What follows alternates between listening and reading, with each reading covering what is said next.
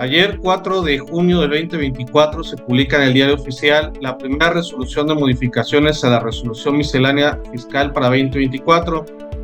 Después de 5 meses, el sexto mes, tenemos modificación de la resolución miscelánea. ¿De qué se trata? A continuación, lo platicamos en el Yin Yang Fiscal. Este 4 de junio de 2024, precisamente, estamos platicando de que se publicó en el Diario Oficial la primera resolución de modificaciones a la resolución miscelánea fiscal para 2024, el cual está entrando en vigor precisamente hoy, 5 de junio. Y para esto tenemos de invitado, para que nos explique la primera resolución, al licenciado Mario Herrera Telles. Adelante, estimado Mario, bienvenido. ¿Qué tal, estimado Ramón? Muchísimas gracias por la invitación a Yin Yang Fiscal, el podcast. Para mí es un gusto la invitación y pues vamos a comentar esta, como dices, yo creo que a diferencia de muchos años anteriores, pues un poco tarde la primera resolución de modificaciones, pero trae algunas cosas muy buenas, trae algunas precisiones. En la mayoría de los casos únicamente son precisiones, ¿eh?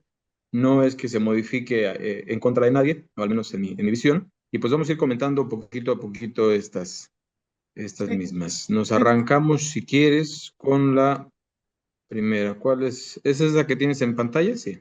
Sí, se añade lo del procedimiento amistoso precisamente por el tema del BEPS, del BEPS Erosion Profit Shifting, dentro de los procedimientos amistosos. Creo que aquí pues había que adecuarlo, no creo que haya ningún problema sobre añadir ese tema para evitar ese tipo de controversias, ¿no? Sobre todo el tema del, del tratado precisamente para la multilateral que tiene México. Sí, para evitar la doble tributación. De hecho, todos esos procedimientos son importantes para el caso de las personas que tienen obligaciones de tributar aquí y allá, lo aplicable en el artículo 5 de la Ley del Impuesto sobre la Renta.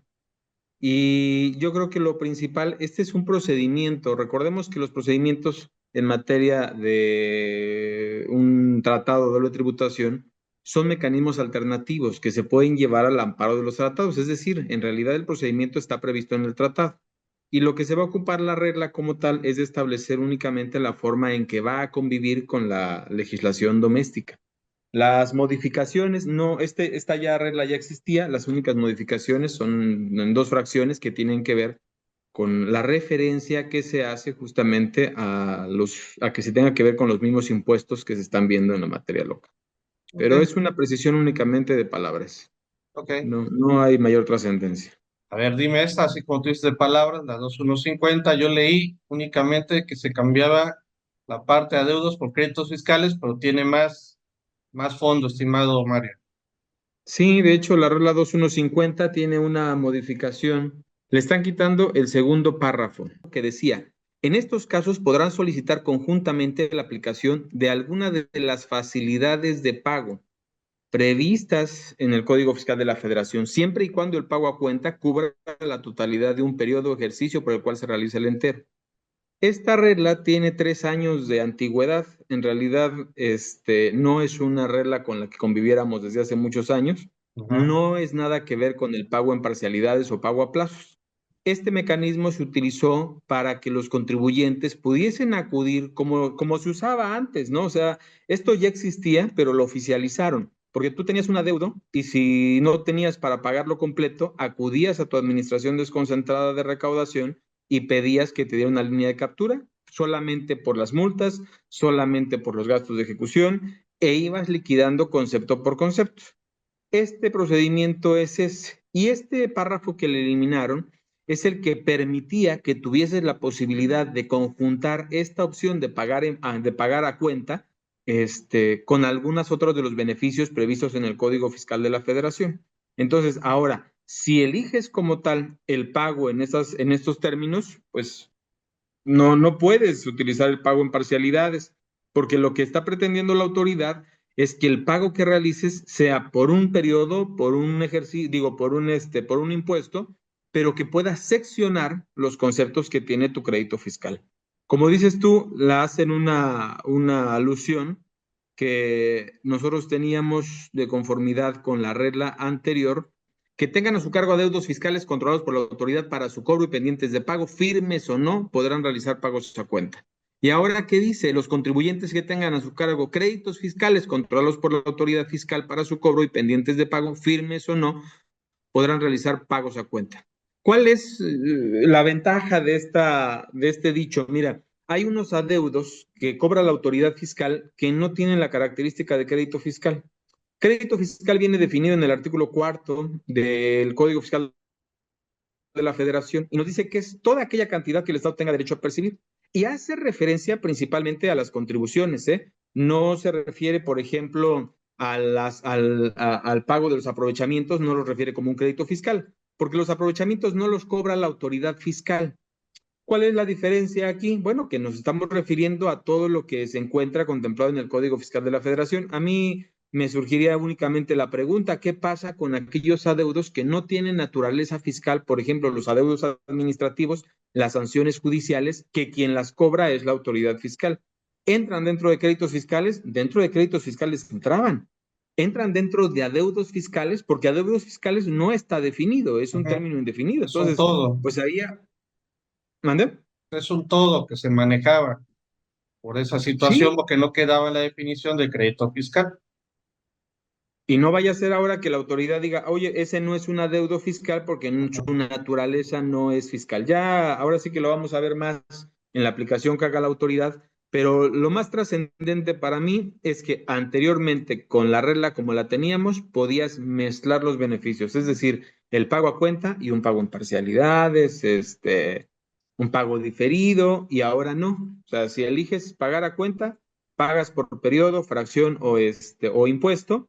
Tú eliges qué vas a pagar y se lo vas pagando poco a poco a la autoridad. Es el abono de Electra, pero Exacto, en así materia fiscal. resumido, el pago a cuenta es el vas abonando ahí poco a poco. Así es correcto. Eh, ¿Cómo ves estas dos reglas, las 246 y las 2411? Aquí, por el cambio de la inscripción, reanudación, suspensión, que ahora tienes que presentar un aviso, lo das de alta al trabajador y precisamente termina, hay que dar el aviso a la autoridad y añaden esta fracción.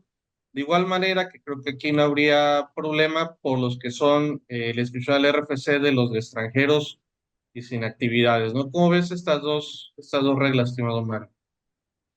Fíjate que en su momento platicamos tú y yo de esta regla 246 que decían que es una nueva obligación para los patrones y decíamos, sí, pero es una obligación chiquita. O sea, si utilizas el beneficio, tienes que regresar las cosas como estaban. Si contratas a una persona y tú lo inscribes, cuando dejes de trabajar con ella, tú lo bajas de la inscripción, ¿no? Tú lo suspendes. La modificación que tiene viene en el segundo párrafo y anteriormente lo que decía la resolución hacía referencia a cuando tú inscribías en el RFC y entonces fíjate, se quedaba muy corto. Ujú. Actualmente lo que le está modificando es que si tú hiciste la inscripción o realizaste la reanudación de actividades, o sea, no solamente inscripción, la obligación de disminuir sus obligaciones no va a ser solo cuando tú lo inscribas. Si tú, por ser patrón, realizas cualquier movimiento en el RFC de tus trabajadores, tu patrón tiene la obligación de regresar las cosas a como las tenías. Es la modificación que se tiene, me parece un movimiento natural. Y como bien lo dices, por cuanto hace la inscripción en el RFC de las personas que no se encuentran en territorio mexicano, pues en realidad no se trata de una modificación sustantiva. Los de liquidación, precisamente, que hacen ahí en la regla 2832 y la regla 2836 para las declaraciones que se tienen que presentar aquellos que están por liquidación. Pues en realidad ahí únicamente nos cambian el aplicativo, porque en la regla anterior hacía referencia a que tenías que presentar tu aviso, digo, tu declaración de liquidación, es decir, tu declaración anticipada, a través de la declaración anual de personas morales régimen general. Y ahorita nos están señalando que tiene que ser a través del aplicativo presenta tu declaración anual personas morales régimen general ejercicios 2019 y posteriores.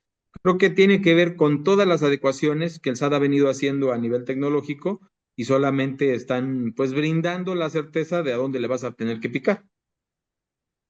Ahí nada más un cambio en la orden de redacción, pero prácticamente es precisamente el aplicativo, ¿no? Yo nada más de verlo dije, bueno, ¿qué hicieron aquí? La regla 2.11.1, que esta es la solicitud para pagos a plazos. Es que esta regla está grandísima. Sí, digo, a grandes Es, rasgos es por la solicitud que hay que hacer, ¿no? Para el pago del ¿qué? Del 20%, ¿no? Cuando menos, ¿no? es que fíjate que incluso el año pasado aquí tuvieron algunas consideraciones, porque decía, lo que han querido hacer con este pago a plazos, Ramón, es Ajá. pasarlo todo a que sea menos mecánico, es decir, que tenga la menos interacción con la autoridad fiscal y que el contribuyente no malutilice el pago a plazos. ¿Qué se ha pensado del pago a plazos? Fíjate, lo que la autoridad piensa del pago a plazos es que el contribuyente lo utiliza para detener gestiones de cobro. La Mm, autoridad te llega con una gestión de cobro, tú le dices al ejecutor, espera, me voy a solicitar pago a plazos y presentas una solicitud. La autoridad te mandaba el 20% y no la pagabas, pero ya sí, habías entretenido la gestión de cobro. Entonces, lo que están pretendiendo es que sea lo más automático posible, que ese pago del 20%, la generación de la línea de captura sea más rápido. No sé si te has dado cuenta que últimamente en esta materia y en lo que tiene que ver con garantías, la autoridad dice que puedas solicitar la línea de captura a través de correo electrónico, que lo solicites por tu buzón tributario, cuando antes tenías que hacer la gestión directamente ante las mm, autoridades fiscales, ajá. o la obligación nacía una vez que la autoridad tenía tu solicitud. Entonces, nosotros aquí lo que estamos viendo es que el contribuyente para hacer el pago del 20% tiene que haber efectuado el pago del 20%. ¿Y eso cómo lo va a solicitar? Lo tiene que hacer a través del buzón tributario. Yo no he visto todavía si el buzón tributario te permite eso. Recientemente tuve la oportunidad de hacerlo de una garantía y te lo piden por correo electrónico, o sea que hagas la solicitud por correo y te dan la opción de que lo hagas también por teléfono. Fíjate que no revisé la ficha de trámite 103, que según yo no tiene movimiento, pero en la ficha de trámite es donde te viene esa instrucción de que hagas la solicitud vía telefónica o vía correo electrónico. Y se tarda un día, ¿eh? Te mandan la línea de captura al día siguiente. Sí, inclusive dice, se considera que una parcialidad no se cumple en tiempo y monto cuando no se paga más tarde de la fecha de su vencimiento. El monto pagado más tardar sea menor autorizado y se paga con la atribución de recargos por mora de manera extemporánea, ¿no? Como tú señalas, pues va dirigido pues, a Ahí que fíjate que corra, nada ¿no? más hicieron un cambio de letras. En Ujú. este último párrafo pensé que había jiribilla, pero fíjate, hace rato tú la leíste, se considerará que una parcialidad se cumple en tiempo y forma cuando. Y anteriormente decía, una parcialidad se considera que no se cumple cuando, Ujú. en tiempo y forma. O sea, lo pasaron de negativo a positivo, pero sustancial no hay. Ok. Bueno, supuestos por lo que se procede en enajenación a plazos se deroga para recibir donativos deducibles. Pues aquí nada más se hace una adecuación sin alterar la regla. Bueno, aquí yo creo que solamente merece un comentario. Las autoridades, en el caso de las autorizaciones para poder ser personas morales no obligadas al ISR con autorización para recibir donativos deducibles, son muy quisquillosas en todos los documentos que se presentan como requisitos. Y la autoridad lo que nos está señalando aquí es cuando en el análisis que realiza de la información y la documentación, advierte que efectivamente nos encontramos en un supuesto en el cual se haya un procedimiento de revocación de la autorización, tiene que analizar que el supuesto por el cual haya salido se encuentre solventado.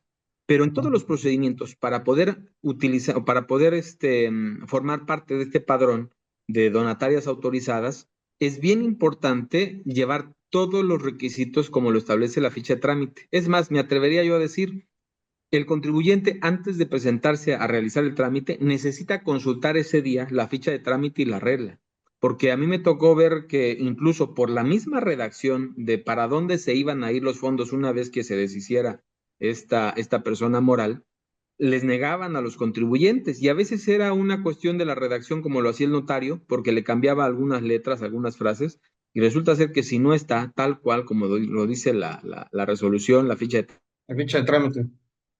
autoridad no está cumpliendo con el requisito, ¿no? Entonces, Ok. nosotros aquí nos encontramos en un supuesto específico. El supuesto específico que trae la modificación de esta regla 315 se refiere a los contribuyentes que tuvieron la revocación de su autorización, ya sea porque no cumplieron las obligaciones de transparencia en el ejercicio anterior, ya sea porque incumplieron con algún requisito, porque no demostraron los porcentajes que les corresponden.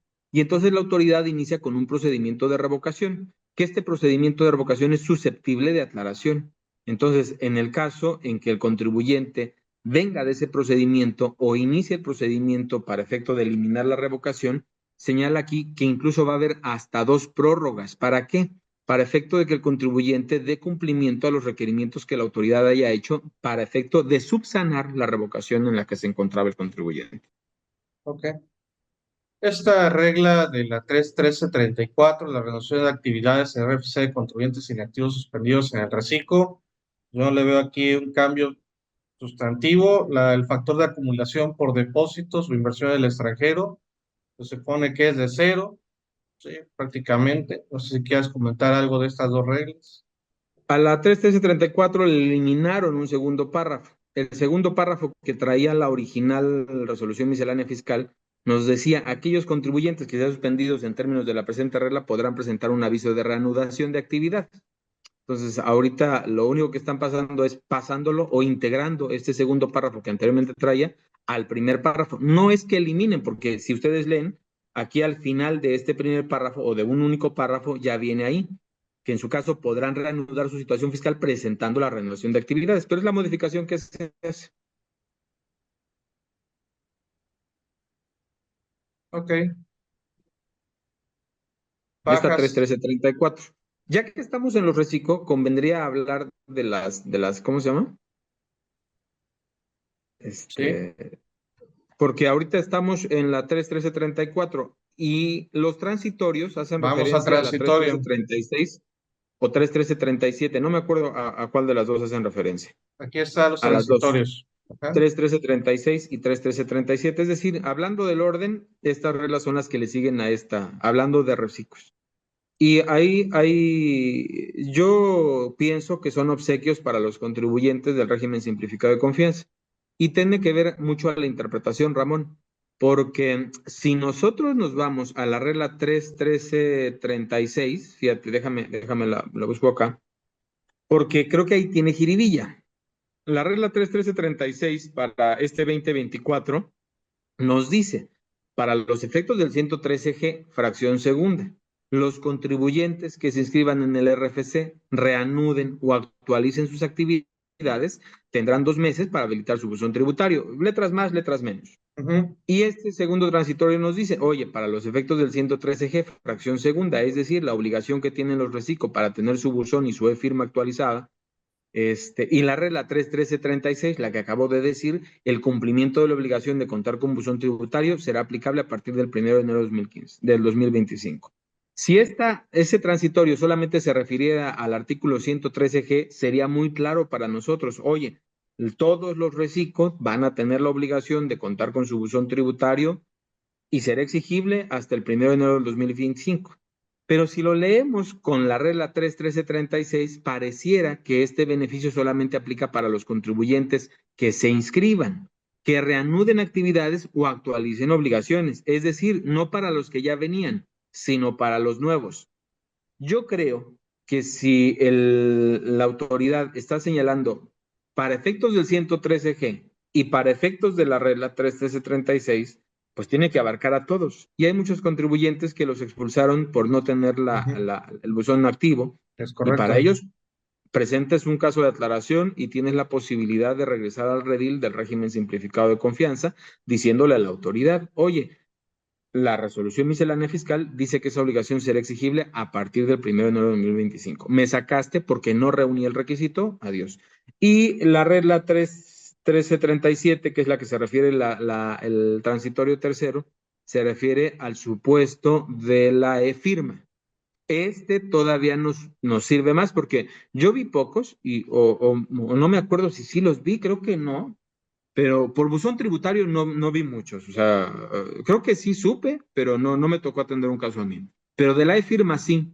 Y habían varios casos, contribuyentes que la tenían antes de que la autoridad les notificara, contribuyentes que fueron a PRODECON, contribuyentes que presentaron sus casos de declaración, contribuyentes que presentaron juicio que no se han resuelto. Bueno, por lo de la e-firma había muchos contribuyentes. La buena noticia es que la interpretación de este tercero, lo mismo que la anterior, nos dice para los efectos del 113G, esta obligación será aplicable a partir del 1 de 2025. Oye, si no me es aplicable la exigencia de la fracción segunda, sino hasta el 1 de 2025, y tú me sacaste porque al 2 de octubre no la tenía, regrésame. La autoridad te puede decir, no, oye, no, el año pasado jugó con las reglas de la resolución miscelánea fiscal del año pasado. Ajá. Pues sí, pero al final del día lo que estamos conociendo es que el transitorio de la resolución para el 2024 está refiriéndose a la obligación del 113G, y el 113G es para todos los reciclos, o sea, no son para los nuevos.